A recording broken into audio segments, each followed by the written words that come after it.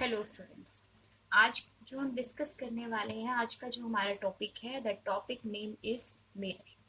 तो आज हम डिस्कस करने वाले हैं मिरर के बारे में।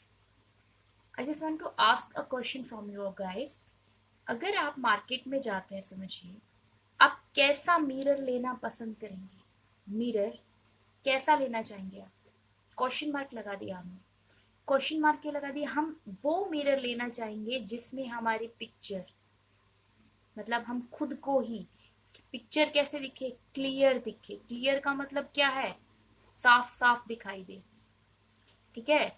ये हमने किस लैंग्वेज में बात की है? ये हमने जनरल लैंग्वेज में बात की है। लेकिन अगर हम साइंस की लैंग्वेज में बात करते हैं, ठीक है, तो कौन सा मिरर बेस्ट मिरर होगा? जो कि जिसमें 100% क्या हो?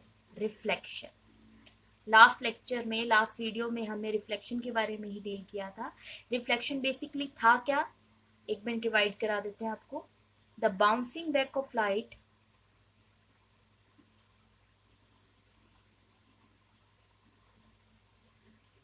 इनटू द सेम मीडियम, यही पढ़ रहे थे हम रिफ्लेक्शन के बारे में।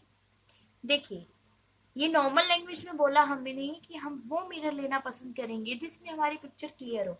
बट अगर साइंस की टर्म्स में पूछा जाए कि कौन सा मिरर आप लेंगे, तो आप क्या रिप्लाई देंगे? आप बोलेंगे कि जिसमें 100% रिफ्लेक्शन हो। और ये हमने डिफाइन किया कि रिफ्लेक्शन ये होता है। अब देखिए, रिफ्लेक्शन के लिए हमने दो टाइप के रिफ्लेक्शंस पढ़े थे। एक हमने रिफ्लेक्शन के बारे में डिस्कस किया था, रेगुलर रिफ्लेक्शन। ठीक है, रेगुलर रिफ्लेक्शन। और दूसरा हमने डिस्कस किया था इररेगुलर रिफ्लेक्शन। ठीक है।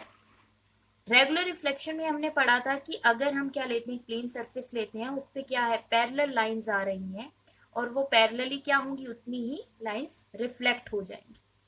जैसे 1 2 1 डैश 2 डैश। इरेगुलर के केस में हमने लिया था कि जो सरफेस है वो क्या है, रफ है।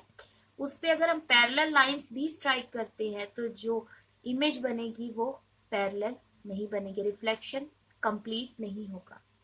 रिफ्लेक्शन हो भी गया तो डेफिनेट जो इमेज है वो आपकी नहीं बनने वाली। क्लियर है इतना? 1 2 1 डैश 2 डैश, अगर हम इसे लेते हैं तो देखिए, आप कौन से वाला रिफ्लेक्शन कंसीडर करना चाहेंगे मिरर के लिए? रेगुलर रिफ्लेक्शन का प्रोसेस हो जिसमें, देखिए, अभी हम आ रहे हैं मिरर की डेफिनेशन को भी कवर करेंगे, बट आप कॉन्सेप्ट को समझने की कोशिश करिए। अभी हमने सिर्फ यही बोला कि हम रेगुलर रिफ्लेक्शन वाला प्रोसेस कंसीडर करेंगे। अच्छा, रेगुलर रिफ्लेक्शन वाले प्रोसेस के अंदर क्या था? सबसे इंपॉर्टेंट जो था इसमें, ये जो सरफेस था वो क्या था, स्मूथ था। तो एक चीज हमें बिल्कुल माइंड में क्लियर रखनी है कि स्मूथ सरफेस हो और क्या हो, 100% रिफ्लेक्शन, तभी हम उस मिरर को क्या करेंगे, प्रेफर करेंगे। क्लियर है इतना? हाँ जी। तो ये सब डिस्कशन तो नॉर्मल डिस्कशन थी मिरर के रिगार्डिंग। अब हम डील करते हैं डेफिनेशन से कि मिरर की डेफिनेशन क्या हो। हाँ जी स्टूडेंट्स, तो यहाँ आपके सामने लिखी हुई है मिरर की definition. It is a highly polished surface which is quite smooth, capable of reflecting a good fraction of light from its surface. देखिए, वही जो पॉइंट्स हमने उठाए थे, हमने बोला कि सरफेस कैसा होना चाहिए था, एक तो बहुत स्मूथ होना चाहिए था। हाईली पॉलिश्ड क्यों? क्योंकि जो हम मिरर लेते हैं, हमेशा समझिए, अगर मैं यहाँ एक मिरर कंसीडर करती भी हूँ तो मिरर का एक सरफेस क्या होता है, पॉलिश्ड होता है। ठीक है। अगर आप अपने घर में मिरर भी देखते हैं तो एक साइड क्या होती है, सिल्वर या ग्रे कलर की पॉलिश्ड होती है, और एक साइड से क्या होता है, रिफ्लेक्शन का प्रोसेस होता है। एक तो इन्होंने ये बोला कि जो पॉलिश्ड हो वो कैसी हो, हाईली पॉलिश्ड सरफेस हो, मतलब ये ना हो कि आधा पॉलिश्ड है आधा नहीं है। ठीक है, प्रॉपरली पॉलिश्ड हो। ठीक है, प्रॉपरली पॉलिश्ड को हम हाईली पॉलिश्ड भी बोल सकते हैं। दूसरा, ये जो सरफेस है वो कैसा होना चाहिए, स्मूथ होना चाहिए। ठीक है, प्लेन होना चाहिए। और वही 100% रिफ्लेक्शन का प्रोसेस कब पॉसिबल होगा, जब क्या हो, यही बोल रखा है इन्होंने, capable of reflecting a good fraction of light from its surface. ठीक है, 100% रिफ्लेक्शन कब पॉसिबल होगा, जब आपने जो पॉलिश लिया है वो हाईली पॉलिश्ड है और सरफेस कैसा है, स्मूथ है। तो जितनी भी लाइट इस पे आएंगी पैरेलली, वो पैरेलली ही क्या होंगी, रिफ्लेक्ट होंगी। ठीक है, यही बोला है कि गुड फ्रैक्शन ऑफ लाइट का रिफ्लेक्ट होना मतलब नियर अबाउट 100%, क्योंकि 100% कोई तो हम ले रहे हैं कि गुड फ्रैक्शन, ठीक है। वैसे 100% नहीं होता है, वी जस्ट कंसीडर कि नियरली इतना हो, ठीक है। क्लियर है इतना? तो अभी हमने डील किया मिरर की डेफिनेशन के बारे में। फिर जो हमारे घर पे मिरर होते हैं वो कौन से मिरर्स यूज करते हैं, हम डिस्कस करते हैं प्लेन मिरर्स के बारे में, ठीक है। प्लेन मिरर्स में आप क्या क्या चीज चाहते हैं, देखिए।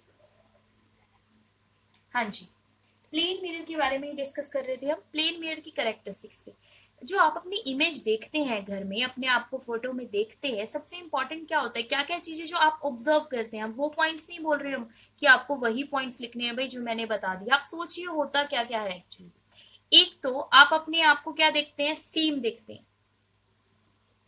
सेम देखने का मतलब क्या है बताइए। सेम देखने का मतलब है कि सेम क्या हो, size as that of object. अगर आप मिरर के अंदर कुछ देख रहे हैं, आप मिरर के अंदर एक क्या कर रहे हैं, एक बॉल को ही देख रहे हैं, तो एक्चुअली जो उस बॉल का, मान लीजिए मैंने यहाँ मिरर रखा, ठीक है, पीछे से पॉलिश्ड है। अब मैं इसमें एक बॉल को देखना चाह रही हूँ, ठीक है, मेरे हाथ में एक बॉल है, तो आप देखोगे कि मिरर के अंदर भी आपको उतनी ही बॉल दिखाई देगी, बड़ी या छोटी नहीं होनी चाहिए। किसकी करेक्टरिस्टिक्स पढ़ रहे हैं हम, प्लेन मिरर की। तो पहली करेक्टरिस्टिक्स क्या थी, same size as that of object. दूसरी करेक्टरिस्टिक है,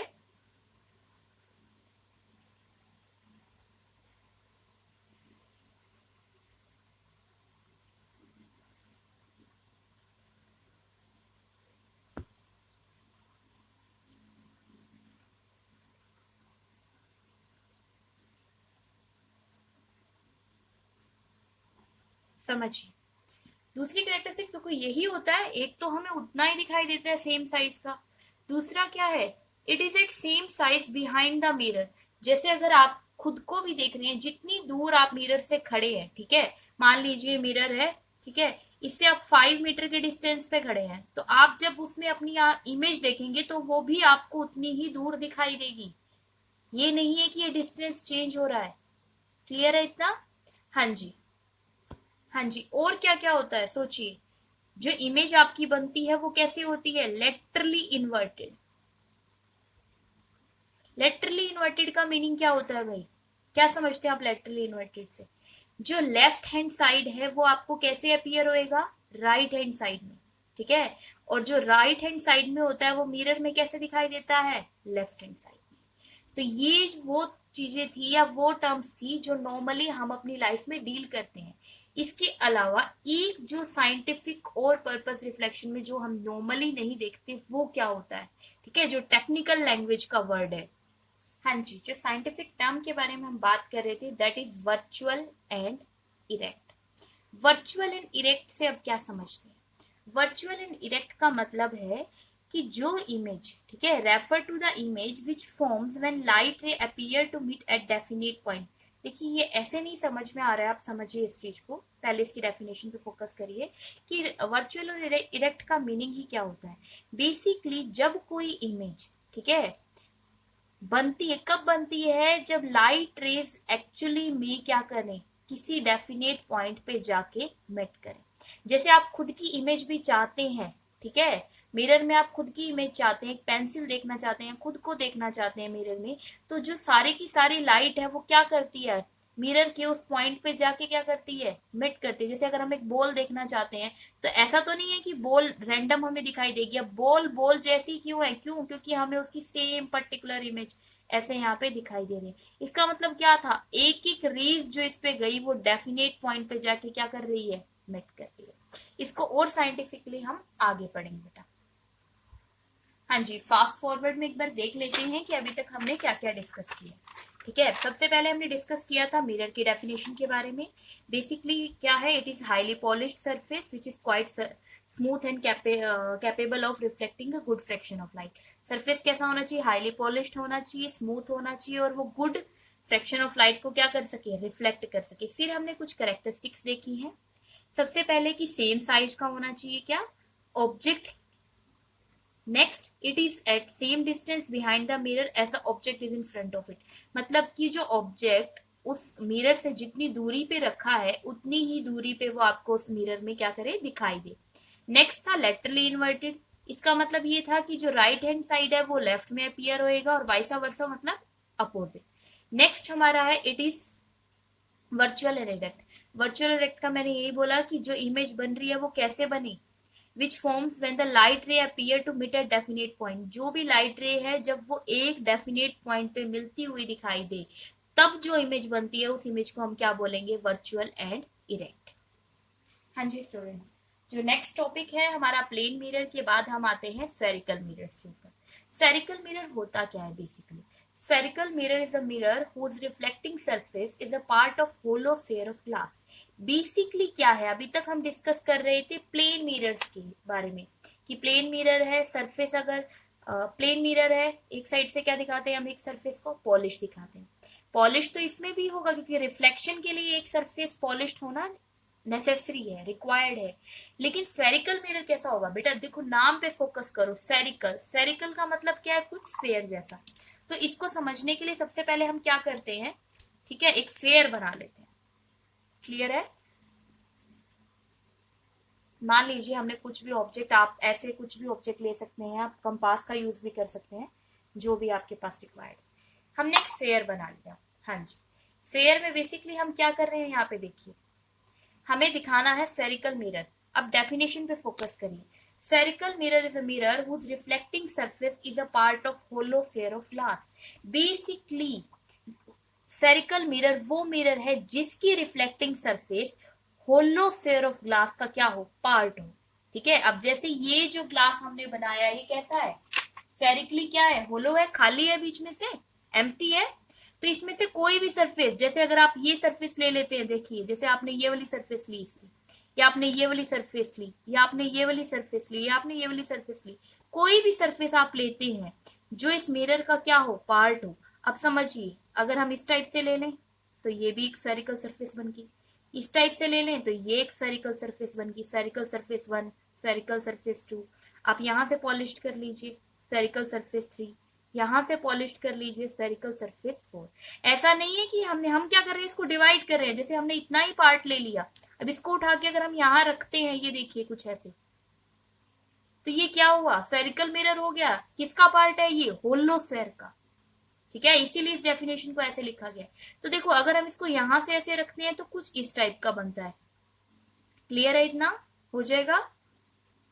ऐसे ही आप कोई भी पार्ट लेके देख सकते हैं, हमें सिर्फ डेफिनेशन को क्लियर करना है कि स्फेरिकल मिरर एक्चुअली में होते क्या है, जिनकी रिफ्लेक्टिंग सरफेस क्या हो, होलो स्फेयर ऑफ ग्लास का क्या हो, पार्ट हो। क्योंकि हमने इस पूरे स्फेयर में से छोटा सा क्या किया है, पार्ट लिया है। क्लियर है इतना? हाँ जी, एक और इम्पॉर्टेंट चीज जो आपके माइंड को स्ट्राइक करनी चाहिए कि मैम आपने ये जो रिफ्लेक्टिंग सरफेस है इसकी अंदर की तरफ बनाई है, अगर ये पूरा का पूरा जो पॉलिश्ड है ये अंदर की तरफ पॉलिश्ड होने की बजाय ये बाहर की तरफ पॉलिश्ड हो, क्या ऐसा भी हो सकता है? ऑफ कोर्स ऐसा भी हो सकता है।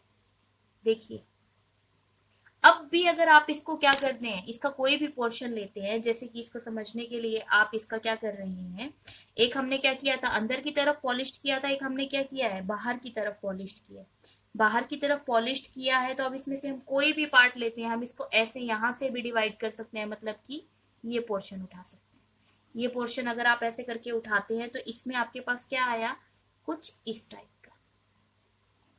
देखिए जब ये अंदर की तरफ पॉलिश था और आपने इसका कुछ पार्ट लिया था, जैसे आप मान लीजिए आपने यहां से इसका कुछ पार्ट लिया, तो ये कुछ इस टाइप से बना जिसकी इनर सरफेस क्या है, पॉलिश्ड है।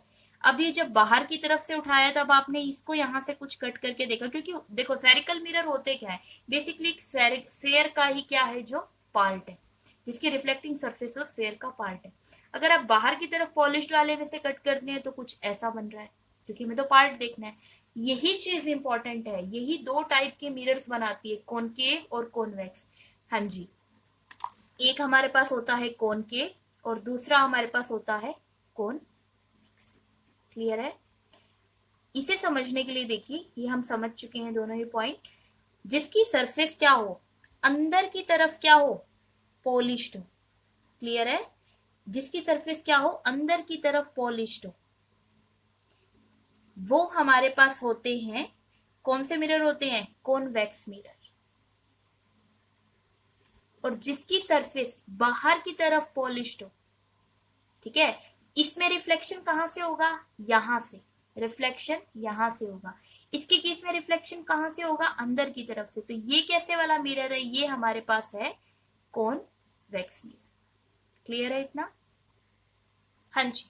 तो अब हम डिस्कस करते हैं डेफिनेशंस के लिए। स्फेरिकल मिरर दो टाइप के होते हैं, कॉनकेव मिरर और convex mirror. Concave mirror is that spherical mirror in which reflecting surface is towards the center of sphere of the mirror is a part. Basically concave mirror वो mirror होता है जिसकी reflecting surface, ठीक है, कहाँ हो? Centre के towards हो।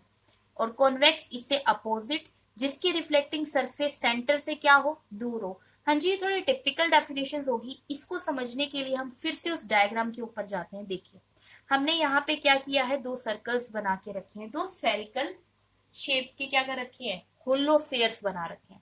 स्फेरिकल मिरर नहीं बोला मैंने, क्यों? स्फेरिकल मिरर तो इसका क्या होता है, पार्ट होता है, लेकिन हमने तो कंप्लीट क्या बना रखे हैं, होलो स्फेयर्स बना रखे हैं। अब कैसे इसको डिस्कस करें? देखिए अगर हम ये मान लें, ठीक है, इसको समझने के लिए हम बोलते हैं कि इस वाले का, ये वाला जो सरफेस है, इसका हम बोलते हैं कि इतना ही पार्ट, ये आपको दिखाने के लिए मैं रेड से करके दिखा रही हूँ कि समझिए मैंने इसका इतना पार्ट लिया, क्योंकि बेसिकली क्या है, spherical mirror is a part of hollow spherical. तो हमने क्या कर लिया, इसका पार्ट ले लिया कि जो रेड पोर्शन आपको दिखाई दे रहे हैं, इस कंप्लीट में से सिर्फ वही ले रहे हैं। क्लियर है इतना? हाँ जी। और इसको हमने किया क्या है, ताकि आपको और अच्छे से समझ आए, इसको हमने बाहर की तरफ से क्या कर दिया है, पॉलिश्ड कर दिया है। ठीक है, हम आपको दोनों ही दिखाएंगे, एक अंदर की तरफ से पॉलिश्ड करके, एक बाहर की तरफ से पॉलिश्ड करके। क्लियर है? हमने क्या लिया, ये पार्ट किया, इसका पूरे स्फेयर का पार्ट लिया, ये वाला पार्ट ले लिया, तो ये स्फेरिकल मिरर तो बन गया, लेकिन अभी ये जस्टिफाई नहीं हो पाया कि कॉनकेव है या कॉन्वेक्स है। हमने क्या कर दिया, क्योंकि एक सरफेस क्या होनी चाहिए उसकी, पॉलिश्ड होनी चाहिए। ऐसे ही आप दूसरे में लेते हैं, इसके केस में भी हम क्या करते हैं, इसका कुछ पार्ट ले लेते हैं। इसका कुछ पार्ट मतलब जैसे मान लीजिए कि हम इसका ये कुछ पार्ट ले रहे हैं, कंसीडर कर रहे हैं, कट कर रहे हैं कि इस पूरे स्फेयर में से हमने ये इतना पार्ट क्या कर लिया है, कट कर लिया है। क्लियर है? और अब इस वाले पार्ट को, जो स्फेरिकल हमने मिरर लिया, इसके पार्ट को, मिरर कब तक बनेगा? देखो स्फेरिकल ठीक है, शेप है ये, लेकिन अभी तक ये मिरर नहीं माना जा सकता। क्यों? क्योंकि मिरर के लिए एक रिक्वायरमेंट थी कि एक सरफेस क्या होनी चाहिए, पॉलिश्ड। इसके केस में हम क्या कर रहे हैं, अंदर वाली सरफेस को हम क्या मान रहे हैं कि पॉलिश्ड है। ये सरफेस हमने क्या मान ली, पॉलिश्ड है। तो वो मिरर, ठीक है।